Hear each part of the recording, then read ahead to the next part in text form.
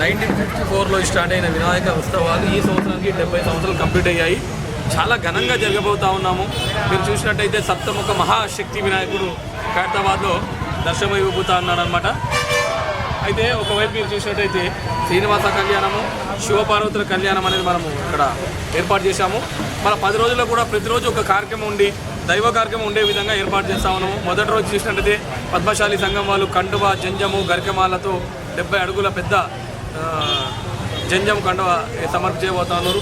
మరి మీరు సెకండ్ రోజు వచ్చేసరికి సండే ఉన్నది. మండే రోజు మీరు చూసినట్టయితే భగవంతుని 1,00,000 రుద్రాక్షలు, కాశీ నుంచి తెచ్చిన రుద్రాక్షలు భగవంతుడు ఏర్పాటు చేయబోతా ఉన్నారు. అదే రోజు సాయంత్రము మరి శివపార్వతుల కళ్యాణం ఉంది. దాన్ని నెక్స్ట్ డే మీరు తీసుకున్నట్టయితే పద్మశాలి కులస్థ నుంచి దాదాపు 70 హోమకుండాలు పెట్టేసేసి మహారుద్రాభిషేకం, రుద్రహోమము, గణపతి హోమం అనేది ఇక్కడ జరపబోతా ఉన్నాము. మళ్ళీ గురువారము లేదా శుక్రవారము శ్రీనివాస కళ్యాణం అన్నమాట. ప్రతిరోజు